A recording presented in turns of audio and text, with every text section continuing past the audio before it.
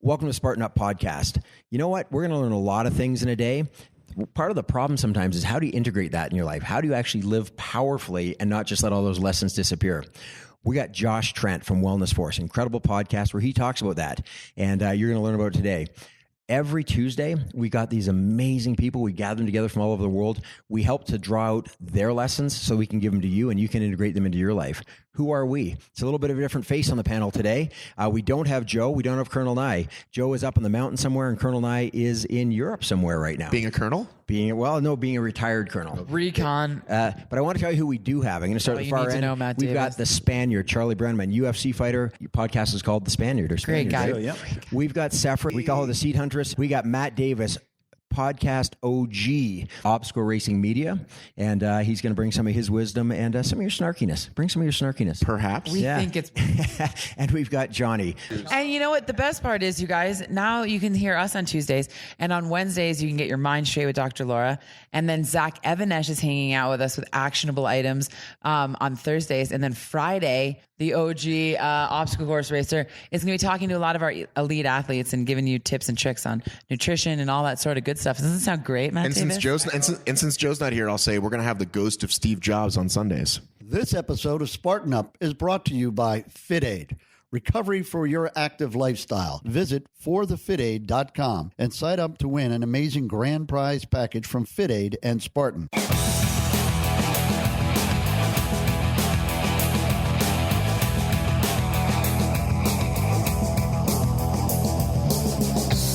Welcome to Spartan Up, the podcast in sunny Lake Tahoe, and we're next to a delicious fire. And I have the pleasure of introducing Josh Trent from Wellness Force. And I also had the distinct pleasure of being on your podcast. And I loved what we did at the beginning. What did we do? We did a nice deep belly breath. Let's do it. Let's do it.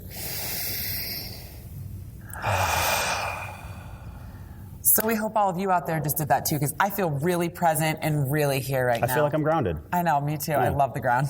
So, Josh, tell us all what Wellness Force is. Wellness Force is a media company, the podcast that you and I actually interviewed with. This is where my discovery process in life, I've been on this question answer for how do I discover physical and emotional intelligence so I can live my life well. What are some of the things that you've learned? Where have you gone? What's going on in your brain? I'm more than excited and grateful to be here at Spartan. I was here last year, and what I'm seeing is this common thread of how suffering unlocks gratitude.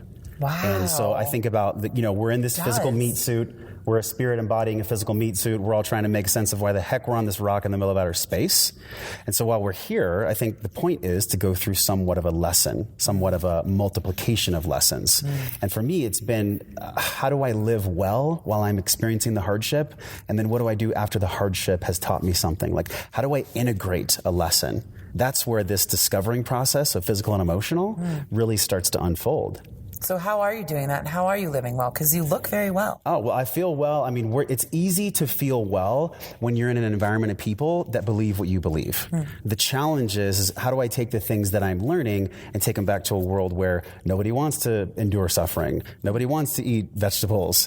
Nobody wants to sit and be with themselves. Nobody wants to spend time and meditate and just breathe like we did.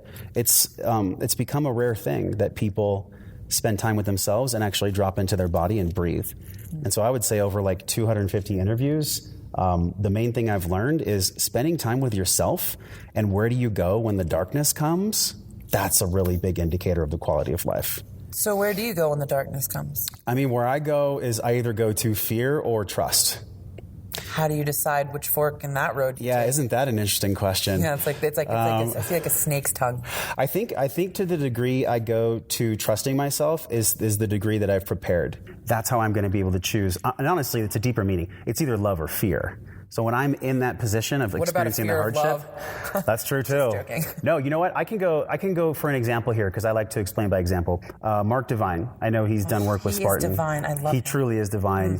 I did the 14-hour crucible. I did the 20X, and I got singled out because I dropped my sandbag. And so when you drop your sandbag in a 20X, you do push-ups, you do burpees, you get singled out, and you actually cause the suffering of your team. So for me, it was like when I'm experiencing suffering, how do I stand outside of my ego that's in pain, that's angry, that's victimized, and how do I actually know that everyone around me is suffering too?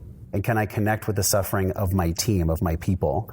And I think it's through these adversity practices that I actually build my internal trust of being in other hard situations. I think that's kind of the learning curve that all of us are on. Is like, my favorite quote is Ralph Waldo Emerson: do the thing, you'll have the power. You don't have the power and then you do the thing. You got to do multiple things. And I think that's what's allowed me to have somewhat of power, and I'm still a student.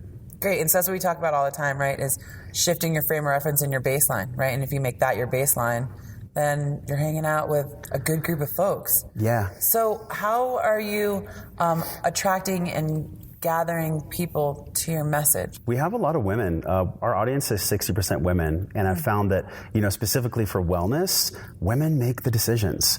Guys, we tend to, and I know I'm making blanket statements here, I'm not, speaking for all the male race, we tend to slough off going to the doctor, slough off eating well, until it comes to us having somewhat of an insight where we go through trauma, we get sick, we have something happen to us that's super gnarly.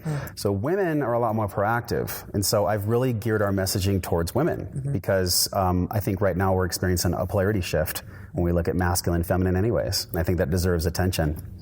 I think it does deserve attention. And I think it's true. Women, we had a great women's leadership summit for Spartan.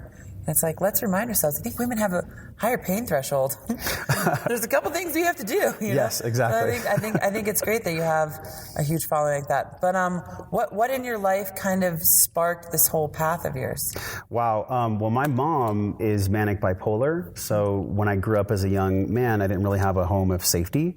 So, needless to say, I didn't have the physiological or the psychological tool sets to be well. So flash forward, I didn't really know how to deal with stress or emotions that well. And I got to this place where I was like using food to quell my emotions. And so now I'll move my life forward. I'm 21, I'm 280 pounds. I'm in this job that I don't like. I'm in a relationship I don't like. Like, the universe was like screaming at me, like, stop what you're doing and pay attention. And I was at a party drinking, those red party cups, and I slammed the cup down, and I tried to lose weight for like a year leading up to that.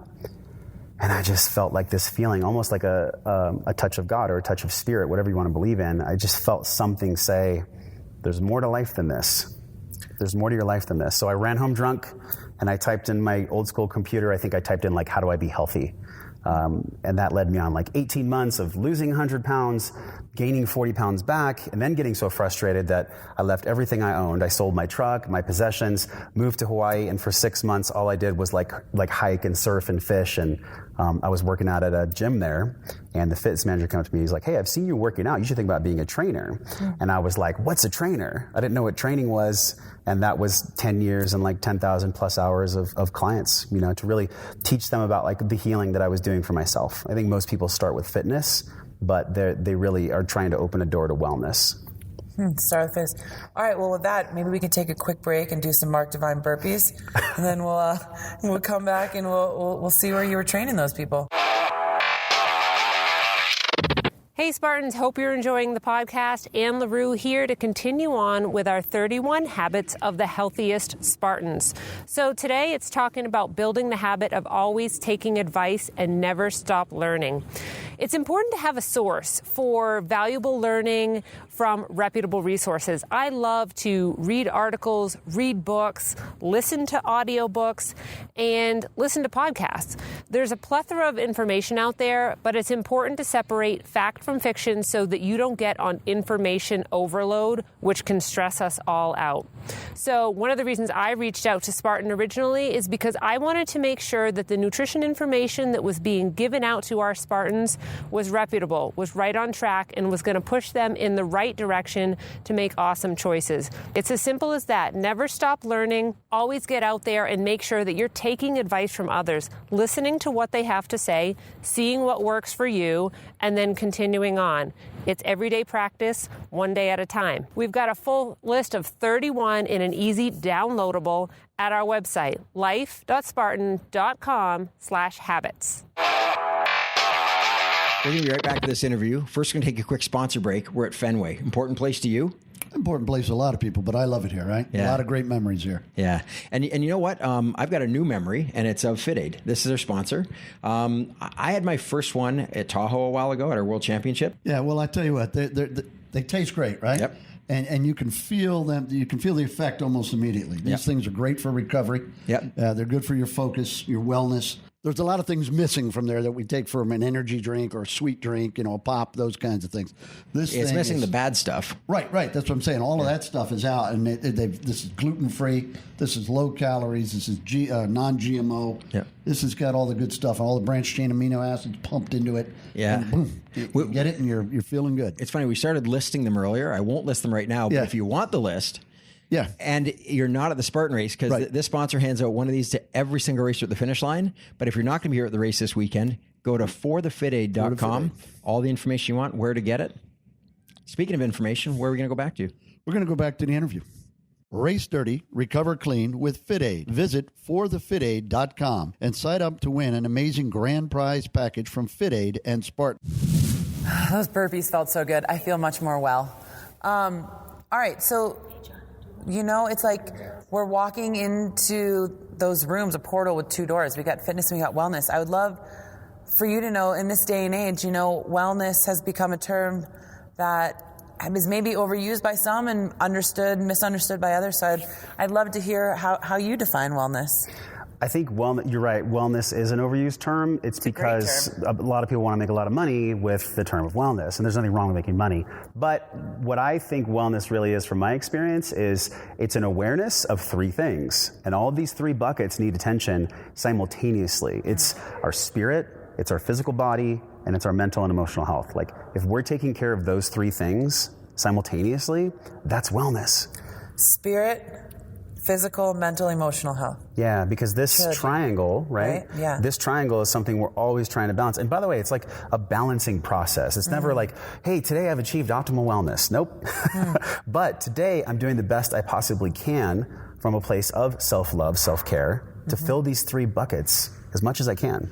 And then there's so many things that play into that. Our environment, our friends, our training choices, our breath work and being with ourselves. And there's so many pieces to fill up these 3 categories on a continuous basis. It's so true. So do you have a routine that you follow? Is it dynamic? Is it changing? I mean, I'm sure you're always learning from brilliant people and probably incorporating new things, but yeah. What's your day look like? I have a process that I distilled down to about 21 minutes. And I actually call it the M21 because I think for me, I don't want to spend a bunch of time in the morning preparing for my day. So for me, I make my bed. Now, there's an admiral that I know is really famous. I'm forgetting his name right now. McRaven. Is that what it is? Oh, Joe loves that. I think every single one of us, the very first thing we do is make our bed. I make my bed because it primes the brain for taking care of tasks all throughout the day. So I do that, and then I drink my lemon water with my sea salt because it increases intestinal motility, right? And then after that, I go to my breath work, and I do 21 warrior breaths. So I learned this from Mark Divine. And then I do a 5-count box breath. And I do it on a meditation stool so I can stack my spine. So that's just my process. And then I go into all right, today, what are the 3 things today that are the most important to me?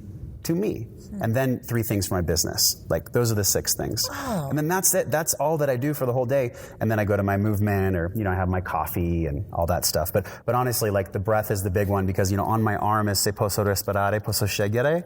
And it means if I can breathe, I can choose in Italian. Because I can breathe, I can choose. Yeah, because I've dealt with anxiety a lot in my life. And so it's just a reminder for me to take a breath.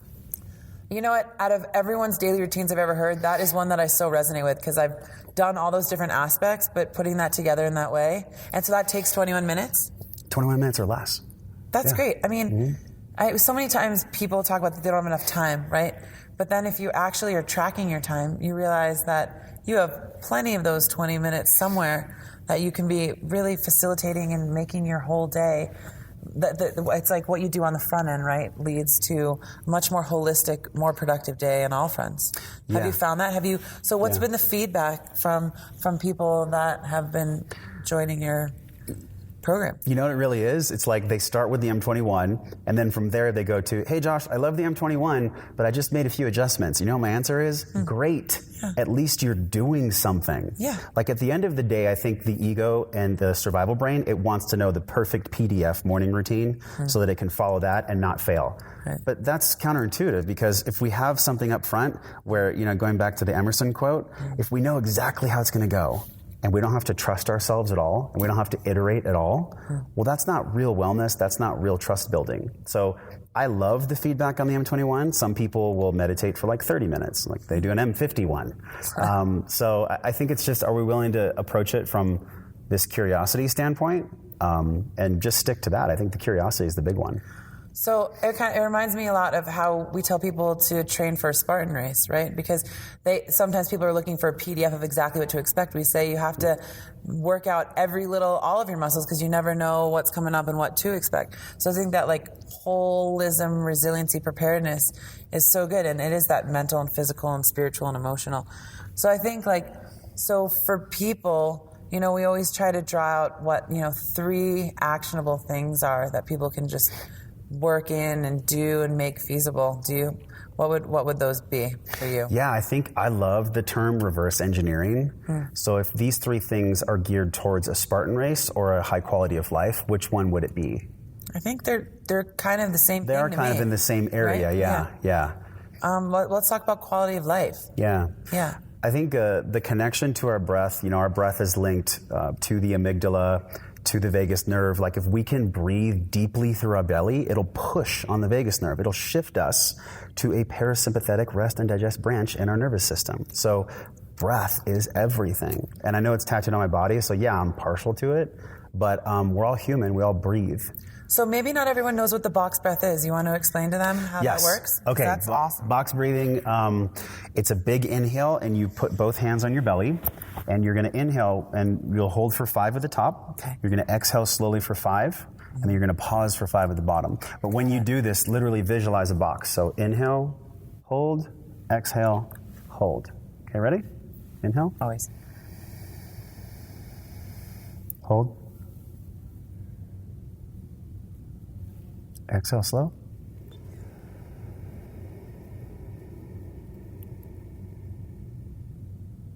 Hold.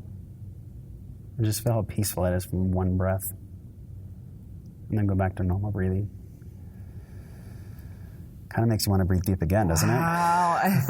It changes our nervous system. You want to know what Wim Hof says? He says, get high on your own supply. Exactly. Like oxygen is the party. Well, there's a reason why Wim Hof and that breathing technique is having such a resurgence is because it's getting people out of their heads, into their body, rest and digest. Oh yeah, this is how I actually feel. Like our body, speaking of physical intelligence, our body has all this innate intelligence that it's constantly giving to us. But if we're not breathing, we can't receive the intelligence. It's not going to come in. That's so interesting, yeah, because it's fight or flight, or when you're breathing in your belly. Like, look at the way kiddos breathe. You always see them into their belly. Yeah. That's how we need to maintain that. They also have great squats. Kids have great hip mobility. I'll tell you what, I was helping out a Spartan kids race. That's where my heart is. I mean, those kids are just so stinking cute. All right, so breathing, we got box breath. All right, yes. What's a second thing we can? I love the womb squat. I think it's the best. Let's see it. I have no idea what that is. I'll do it with you. So I have my darn tough. The womb squat, you're going to go socks on. Heels at your shoulders, toes at 45. Heels at my shoulder. Yep, and you're just going to exhale and imagine that you're pressing the back of your head on a wall. So womb squat down and just be there and just sit as low as you can. Now, with your left hand, you're going to grab your right ankle like this. Got it. Cool. Now, still press the back of your head into an imaginary wall. Now, you're just going to exhale and reach as high as you can.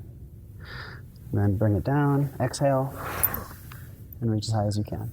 And the goal, we're pretty tight right now, the goal would be to be able to sit down and just be in this position. Oh, yeah. And then you can even press your elbows out. But that womb squat really gets you into your diaphragm. It gets you low to the ground. It also reminds me of something else we do as human beings. So it's really healthy for us. But actually, this is a much healthier way to do that thing we do as human beings. Oh, this is why Squatty Potty is so popular. Right. I mean, go to other countries, right? And it's like, listen, folks, if you have digestion and those types of problems going to the bathroom, there are those things that you put your feet up on, because if you look at the actual anatomy of your bowels, it's really not that good for you. And this should be a conversation that we can have. Right? Get comfortable being uncomfortable. Yes. Human manure. It's great to compost that and put it out on your fruit trees, not flush it away into our clean drinking water. Anyways, Side note. Side note from the Seed Back Huntress. to number 3. Okay. All right. So now we got womb squats. We got Womb squat. box press. Yes. What's our third party? Now, the third one, actually, it might seem that it's a little esoteric or like, slightly We love emotional. esoteric. And it is. I call it the emotional inventory. So after I've done somewhat of a breathing practice, I've done my womb squat. I do it 5 times each side. It's really good for opening up my lower back, by the way. When I do those 6 bullets about my life, my business, I'll also write down 3 things sometimes. If I'm having stress about a decision or a relationship, I'll take a slight emotional inventory of what's my truth right now? What's my truth? What is right now? stressing me out the most in life right now? It's a person, it's a task, it's something that I really hate. And how can I just be honest with myself where I'm actually acknowledging that it's there? So your truth. So what are the questions that you're answering to figure out There's your just truth? one question. Out of the enjoyment curve of my life, what are the 3 things that are causing me the most pain or stress that I know intuitively get to go? And it's hard because so it's like cleaning out your garbage. it's cleaning, we did Recycling. Yeah, we did the 3 goals, Right. and then business and personal. Right. Well, the emotional inventory is just as important. Because if I'm lying to myself, it's going to run all day long. There's going to be this existential kind of weight that my nervous system is under because there's things in my life that are causing me pain, emotional pain. So just flick those existential bloodsuckers out of your life. I think honestly, Leeches. it's more about just acknowledging. Oh, acknowledge it. Sometimes the truth sucks. Sometimes the truth is the most painful thing, but it's still the truth. So if I consider most people that do races like Spartan, they're finding their truth. And this physical load is one way. Aren't we all? We're all walking the path, right? Yeah. So that's what I mean. It's like, can you be honest with yourself and really own the way that something isn't working? And I think that's something once a month I do, minimum. Got it. Sometimes more than once a month. Figure out what's not working. Yeah. Box breathe. Womb pushes, and then Womb squat. Womb squat. Yeah. Womb pushes. That comes a little later. Anyways, well, I think that you're such a force of goodness, and I'm excited to hear where all of your questions and quests take you. Thank you. And I think we should end on another breath. I think so. I think so. Let's do a big one. Let's do a big one. Okay, so this time we're actually going to feel our hands push outward. Okay. Because a lot of people, they'll hold it in because they're like, oh, I have a 6-pack. Just let that go. Okay, ready? Inhale big. See how my belly's pushed out? Hold. Now when you exhale, just let anything that's causing you stress just melt.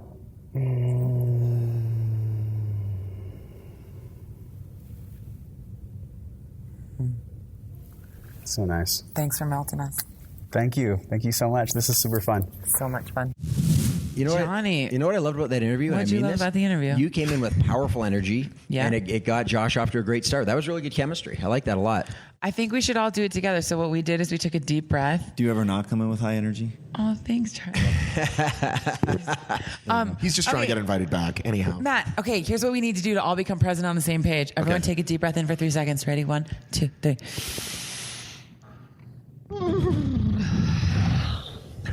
Do you feel the wellness force?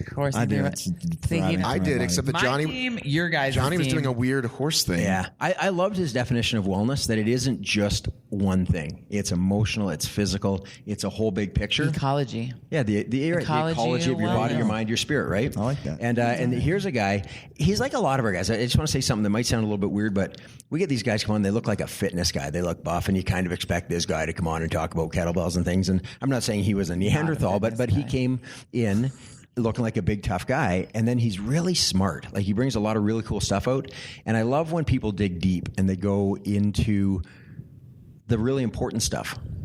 That combo right there, the physical and mental, to me, it's almost kind of the point of being here. Yeah. To stress those faculties daily, because you see someone buff, whatever, or maybe not buff, and you think one thing or the other, and then they start talking, and it's like, wow, you're really deep. There's a lot of depth there. Yeah, for Absolutely. sure. Don't judge a book by its cover. People often, would you believe, judge me by a cover. I judge you every day. And then they get to know me and they're like, dude, he's not so bad. That's true. It's a good Who point. says that? I remember that same revelation.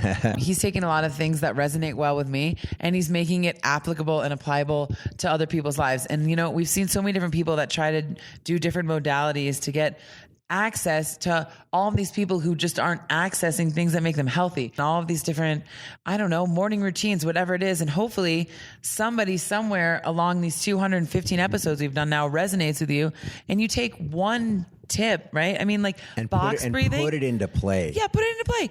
I want to ask Charlie because we talked a little bit about this yesterday, right? I said, how much is the mental game, like I'm going to win versus just the physical part? And you said, oh, every time I was convinced that was going to happen because you had thought that. Yeah, I just want to give people some background on that too. In case you don't know Charlie was a Spanish teacher. He decided that what he really wanted to do was be a fighter. He came from a wrestling background. He trained, won a TV show that got you onto the main stage at the UFC. And this guy's been in the octagon. So I just want to give him that background because it makes your question. Yeah, and that idea, you have to believe you're going to win, and the only way that you're going to absolutely, with absolute conviction, believe that you're going to win is to have put in the work to get to that point where you can believe, because it's dog eat dog, it's fist fight, it's mano a mano, and I think I'm going to kick your butt, you think you're going to kick my butt, period. And only one of you can win. So that intensity, and it's funny, we all talk about what we talked about off camera because there are great conversations happen. Again, yesterday, you and I talked about, so you live that intensity, you live and breathe it, you're around these people who are all at that level, and everyone has trained their body, trained their mind. And then you go back into the real world. You know, so many amazing people out there, but a lot of people don't operate at that high level. And, you know, Josh mentioned that about, what do you do? You know, this is a great example. We're around all these amazing people, these racers, each other podcasters. We're all functioning at this level where we're trying to learn and grow. And then you go back in the real world where that isn't always the case. A lot of people don't bring that same energy. I just want to talk about what you guys do with that. You know, when you come from this high energy, you come from the octagon, then you're going and dealing with people who maybe don't operate at that level. I think it's a really big challenge. And, talking about the Spartan way, number one principle is self-awareness. I think that's a huge, huge thing, is just to be aware of the fact that, I shouldn't judge these people because they're not like what I do every single day. So even just having that self-awareness puts a pause or a stop between feeling that way or judging in that way. So for me, that's been a huge thing, is just absorbing the fact that it is a thing. And then someone said to me one time, because I was talking about this, and she said, I switched it around to think, how can I help them? 100%. Yeah. Rather than thinking, they don't think like me, think, how can I do my best whatever thing to then inspire them to elevate. But what if they don't even need help? Oh, no, absolutely. Like, there's nothing wrong with them? 100%. Mary and I talked about that earlier, about the idea that, we talk about driving and going and getting to the top. There's nothing wrong with, if you are very happy where you are. Contentment is very different than complacency, though. Contentment means I like where I am. And you know what? And they can still gain lots from this podcast, because there's things that you like where you are and you want to throw some new things into your life. It doesn't mean that everyone has to strive. But complacency, you want to be somewhere else, but you're not. You're kind of letting it slide. But wait, Johnny, to go back what you said, right? When you say like, you're in a certain place where you're surrounded by your community and people that all share your same values, and go back into the real world. I think oftentimes that has never really sat well with me, because I find both of them to be the real worlds, right? Sure, yeah. And that you just have to exist, and basically you meet people where they're at, and you can see these glimmers and sunrises and sun rays of hope and things, and things that you can laughing. Things that you can key onto, and just like. Well, I want to talk about what happened in Iceland, because you reminded me of that. Oh, let's talk about that. Okay. Do you want to say it, or should I? Why don't you say it? Because I don't know what you're thinking. So I was in Iceland, and I was having, one of those focused on the problem. He was having a moment. I was having a moment. I was focused on this problem right here, right? And I went to bitch. Can we curse on this podcast? Blessings. I'm sorry. I thought you meant you went to bitch. You were using it as a verb. As a verb, correct. I get it too. Wow, Totally that was aggressive. Anyways, let's move She's gonna forward. cut that part out. Anyhow, I went to my friend to complain about something, and I was right, and I was into it. I was like, "This is such whatever." Yeah, and she was like, "Are you kidding me? The Aurora Borealis are out there. Exactly. We're in Iceland." Yeah, and I walked away very upset at the time, but she was absolutely right. It's like zoom out, you know. That ties directly into something he said, which is, how do I get my ego out of my suffering? Great. You should tattoo that on your chest. Yeah, it's that tattoo on your arm. But the idea is, when you're in suffering, when you're deep into it, when you've got your own crap on your mind, how do you step out of that and say, hey, there's something bigger going on here? And I think that's the lesson you learned from our wonderful bitch friend, Sefra. I think maybe a introduction to the answer to that question. I just read a book, Astrophysics for People in a Hurry. Yeah. And it just shows you the ginormousness of the universe. yeah. And I think perspective is super, super, super, super big. Yeah. So if you are feeling like that, getting into a position, actively putting yourself into a position where you see perspective. Yesterday running the race, I had a cramp in my leg. Yeah. And I thought I have a cramp. And I thought, oh my gosh, I just saw a guy who didn't have legs doing this race. Absolutely. And it's like, boom. Yeah, 100%. You're exactly right. And it's not just the simple thing that there's always somebody for whom it's worse, but the idea that you can always draw inspiration from someone. So when we talk about that, taking all the energy that we have from this podcast and from the people around and sharing it, everyone has an opportunity to share that. Everyone has, I think, sometimes an obligation, wherever you're at in life, to help somebody else. And I just want to say one other thing. When you said, what about the person who isn't striving, who likes where they are? I think a lot of the people who watch this podcast, they're watching it because they are. And it's not they don't love their life, they don't love where they are, but they're trying to get somewhere. And, when we have all these people on who are already there, one thing we've talked about a lot recently is we tend to see the successful person where they're at, and that's their definition to us. When we talk to these people, almost every one of them talks about the massive failure, the massive insecurity, sitting in the back of the shop, in the back of the gym. It's all they can afford. See the destination, not the journey. Exactly. So for those of you out there who are struggling, I want you to know that every one of our guests, with the possible exception of Matt Davis, has struggled at some point in their life. Angel, but devil. they hung in and they got there. Hang in and get there. That's and what I let's gotta take say. a deep breath. Oh, and there's Matt's phone telling us we're 5 minutes is up.